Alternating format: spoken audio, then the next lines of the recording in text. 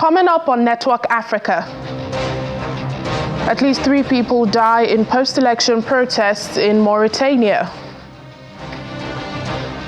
14 people killed, 6 others rescued following a building collapse in Egypt's Assuit province, plus a new law banning child marriage in Sierra Leone is welcomed with fanfare.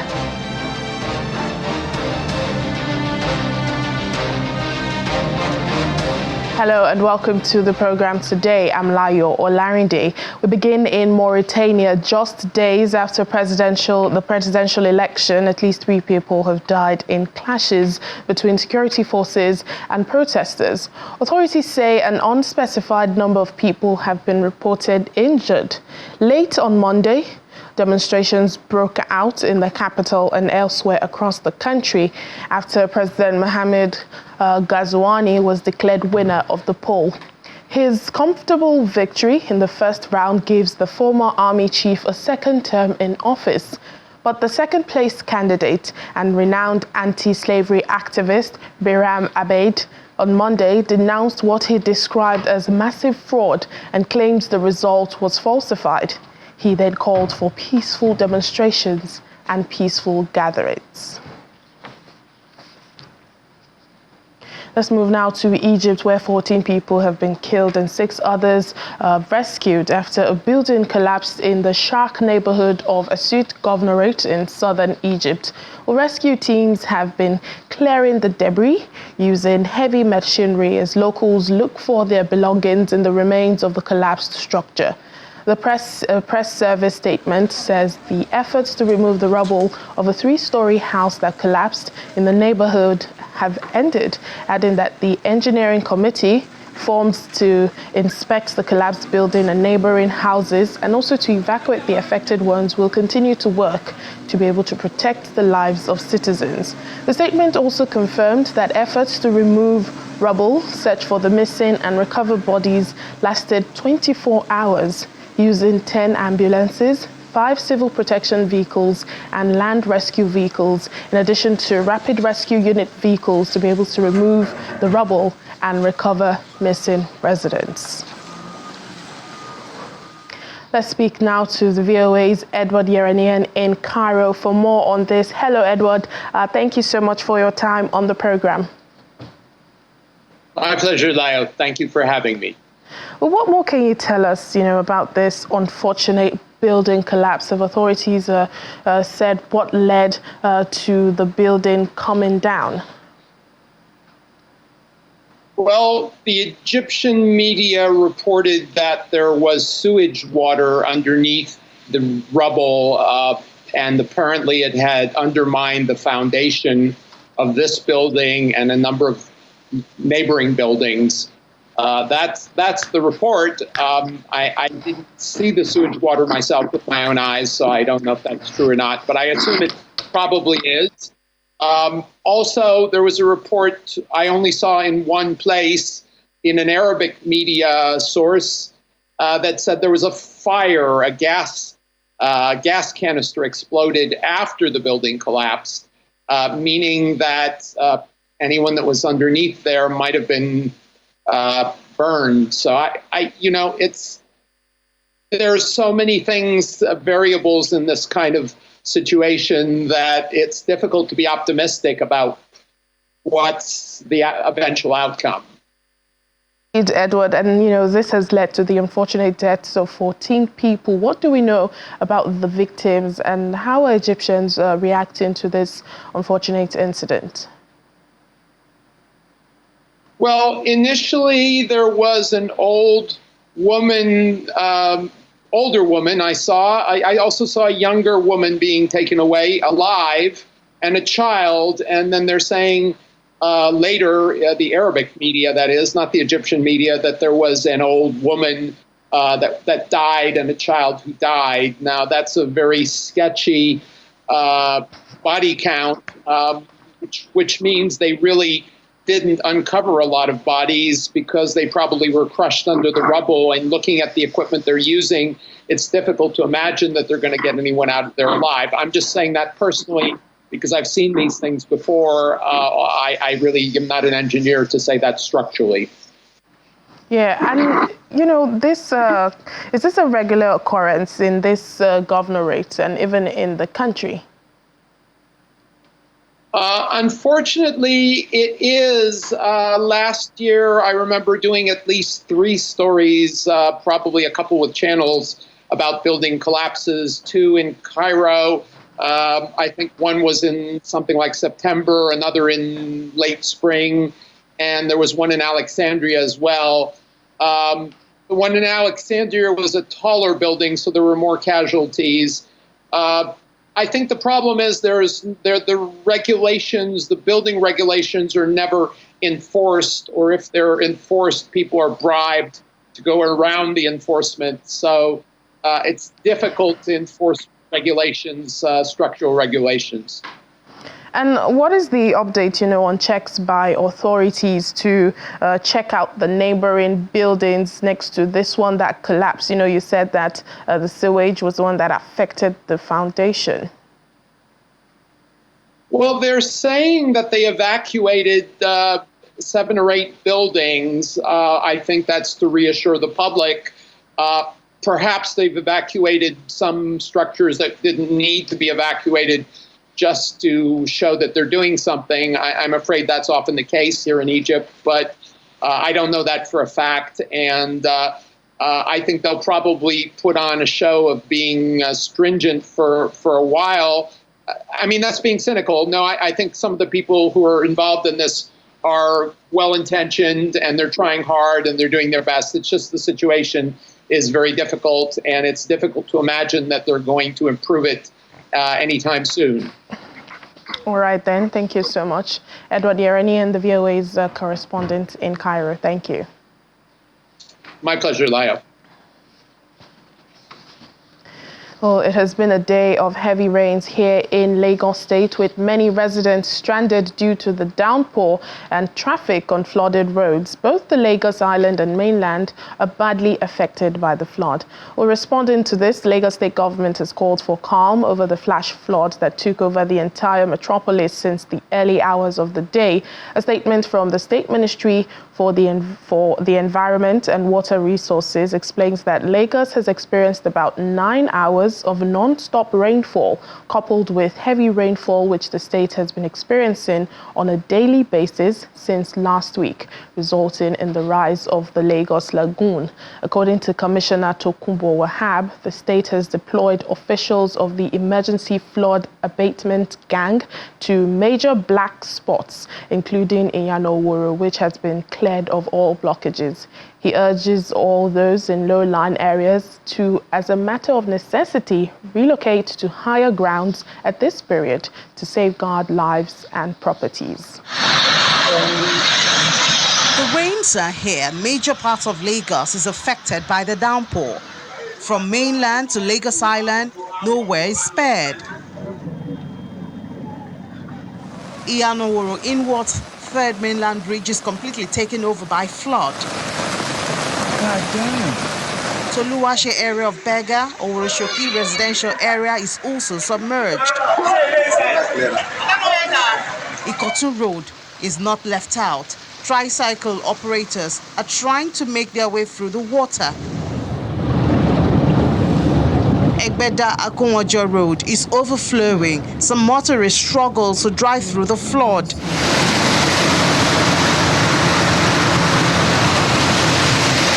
Ogba leading to Wemco Road is not so bad, but as a result of the rainfall, traffic is already building in some parts like Agege, Inward Ogba, and it's congested. While residents of the state are appealing to the government to clear the drainage more often to avoid flood disaster, there's also the responsibility of managing waste better. We're in Sierra Leone now. The country is basking in the euphoria of a new law that was recently signed by President Julius Maada Bio banning child marriage. With much fanfare at a ceremony organized by the First Lady Fatima Bio in the capital Freetown, invited guests, including First Ladies from Cape Verde and Namibia, watched as her husband signs the Prohibition of Child Marriage Act into law. Well, from now on in the country, anybody involved in the marriage of a girl aged under the age of 18 will be jailed for at least 15 years or fined around $4,000 or both. The Ministry of Health estimates that a third of girls are married off before they turn 18, accounting for the country's high number of maternal deaths, among the highest in the world. Well, let's speak now to Lawrence Williams. He's the editor at Freetongue newspaper in Freetown. Thank you so much, Lawrence, for your time on Network Africa. Yeah, it's always been a pleasure. It's always been a pleasure. Well, I imagine the fanfare in the country on account of this new law signed. What more reactions can you tell us about? Well, there has been several commendations from both local and international partners here in the country, rights groups, even the Children's Network, the umbrella body for all children's organization, which is the Children's Forum Network, has been very much involved in this campaign as well. And they have been showering praises on the passage of the law and of course, its subsequent signing into law by the president. Members of the diplomatic and consular corps have been pouring several commendations. And of course, news as well has attracted international media, notably the Reuters, the BBC, the CNN, and the rest, to report on this landmark legislation that has just been passed into law in Sierra Leone. Indeed, and Channels TV also reporting it because it's a big one for Sierra Leone, and the First Lady Fatima Bio has been at the forefront of having this bill signed, isn't it? Well, now it is done. What did she say is her reason for doing this? Well, if you will recall, the First Lady has been an accomplished campaigner advocating for women and girls, and in terms of gender equality and other issues that appertain to women and girls in Sierra Leone and beyond. In fact, about 2 years ago, she pushed for a UN resolution to recognize the rights of survivors of rape and other sexual forms of violence. In fact, in 2018, again, as you rightly mentioned, she launched the Hands Off Our Girls campaign, which has been tremendously helping to raise awareness about the sufferings of women, of girls and women in general, and of course lowering the teenage pregnancy rate and the rate at which women and girls have been abused in the country. So this one is just a continuation of our efforts in ensuring that girls, particularly, are shackled from the traditions, the norms, the old age customs that have kept them vulnerable to men and boys in society. So this is just a continuation of our efforts, and of course, it's just about, as the president rightly said, more work needs to be done. 50% of the work needs to be done in terms of going out and showing that, raising the awareness about the passage of the law and educating the public about the content of the law as well. Finally, Lawrence, is everyone really happy about this new law? And I ask this because of those who are currently married to under 18 girls. I mean, will there be any annulment of their marriages on account of this new law? Well, the law provides that victims who were married before the enactment of the law could file a petition to the court seeking nullification of their marriages contracted before they come into effect of this law. And even parents or guardians of such victims can as well file petitions in the court so as to seek nullification of such marriages. And it also provides for compensation of the victims as well as children who were born within such unions. So there is huge provisions for that. And most significantly, the law criminalizes the act of attending or aiding and abetting child marriage. Anyone who attends a marriage ceremony of somebody who is below the age of 18 commits an offense, and of course is liable to a fine of at least 50,000 new loans, which is about close to $4,000, and or imprisonment of 15 years or both. All right, then, Lawrence Williams, the hope is that this is replicated in other African countries, that, child marriage is still prevalent. But thank you so much, editor at the Free Tongue newspaper, Lawrence Williams. Thank you. Thank you. Well, let's take a break now on the program. Still ahead. A rescued lion cub is safe in South Africa. Many others kept for hunting. More details after. Please join us again. Thank you so much for staying with us. A Colorado man has been sentenced to 60 years in prison for setting a house fire that killed a family of 5 Senegalese immigrants in a robbery revenge plot gone wrong. Kevin Bew, now 20 years of age, and the alleged ringleader of the scheme pleaded guilty to 2 counts of second-degree murder in a plea deal. 60 other charges, including first-degree murder, were dropped by prosecutors as part of the deal. But Bew told investigators he was robbed the month before the fire while he was attempting to purchase a gun. He said he traced his iPhone to the home using an app, according to court records. He admitted to setting the fire and said he found out the next day through news reports that the victims were not the people who robbed him. The fire was an apparent revenge plot for the stolen cell phone mistakenly traced to the home. Now, despite South Africa's annual consumer price inflation remaining steady at 5.2% in May, with a minimal 0.2% increase in the monthly consumer price index, many South Africans continue to face challenges in making ends meet. Well, monthly basics have become expensive in the country. Consumers are finding it challenging to navigate these difficult times, and shrinking salaries in the rising inflation. Many households resort to credit cards for basic necessities such as groceries. This has become a common practice, creating an ongoing cycle that often leads households into debt. Well, our South Africa correspondent, Innocent Samosa, has this report. Some South Africans continue to face significant challenges in making ends meet. My brother, it's difficult. The 10,000 rents I'm getting every month is not enough. All the money paid the bills, and I'm left out of pocket. Yes, it's difficult for them. To be honest, like we as the youth were financially illiterate, so we don't know how to use the money. According to the National Credit Regulator's Credit Market Report, South Africans are over $110,000 in debt. This includes home and car loans as well as credit and store cards. South Africa's largest debt management company, Debt Busters, says that as interest rates continue to rise, some South Africans are using 65% of their net income to service debt. Ozemeke Nonso says locals should embrace the spirit of hustling because one salary is simply not enough. The only thing I have to advise them, those that are connected with some foreigners, they can also emulate them. You understand? They can also work with them because some of them, they like their ability. If you have a friend now who is making money, hustling to make money relax, there because you are in South Africa, is my country, it's my country. So the only thing I have to give the advice, those that are connected with foreigners or those that have the zeal of hustling, there are many things to do here in this country as a citizen. So are you saying if we work together, things will be better? Hallelujah. If we work together, we are helping one another.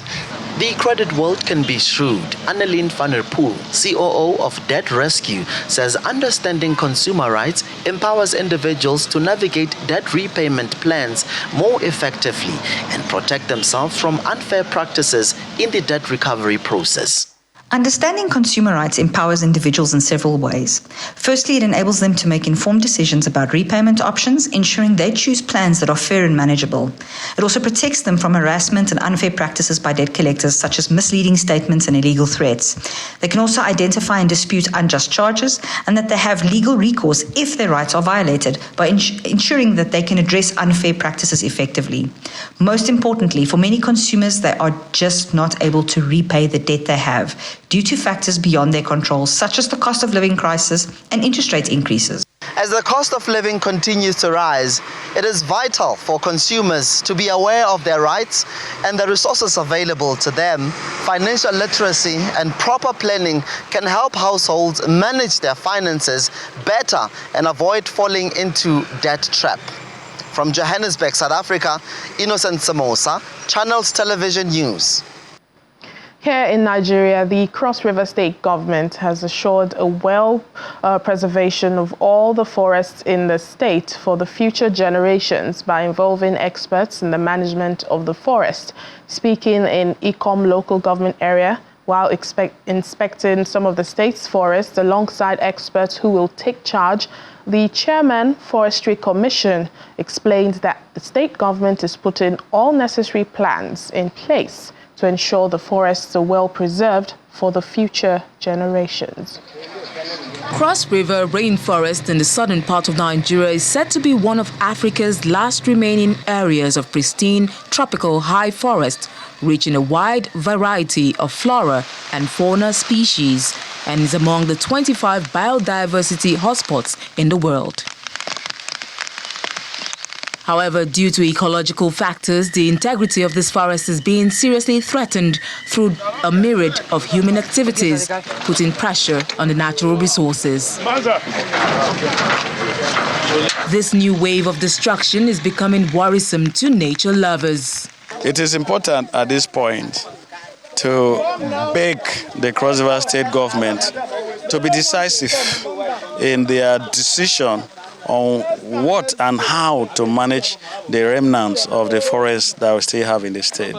I mean, I'm making reference to the strategies that are put on. You know, we have moved from a period of moratorium to a season that we are yet to describe exactly the sustainable practice that is being applied now in forest management. Some members of the community say they allow the act of logging for the monetary benefits. Before then, people came and registered salary, we use their money to survive.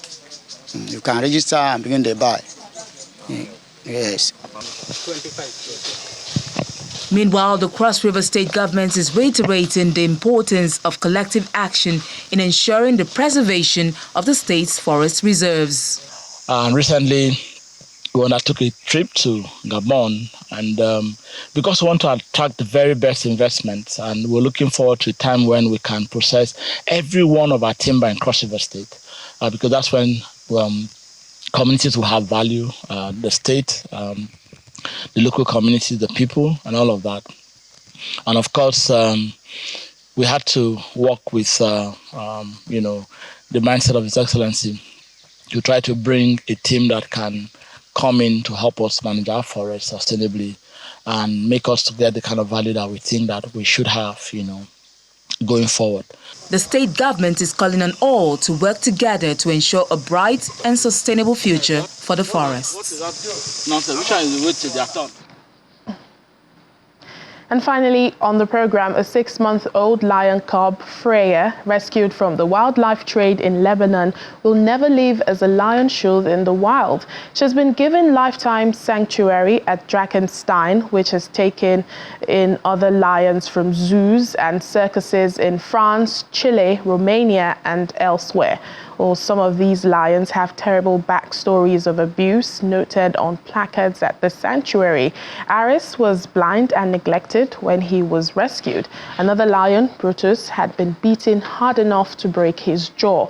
Well, Freya's relocation to the Drakenstein Lion Park is only a partial success story. But as Freya settles in at the animal welfare, groups have again drawn attention to South Africa's contradictory position when it comes to the species that often symbolizes African wildlife. South Africa, with an admirable reputation for conservation and ethical sanctuaries like Drakenstein, also has a thriving captive lion business business, where the big cats are bred for petting and other encounters, but also for killing in canned hunting experiences or for the lion bone trade. The country has special permission through the Endangered Plant and Animal Trade Treaty to export lion bones and skeletons, mostly to Southeast Asia, to be used in traditional medicines. Canned hunting, where lions are chased down and shot in enclosures with no chance of a fair chase or escape, is also legal in the country. That's where we end the program for today. Thank you so much for watching. I'm Layo Olarinde.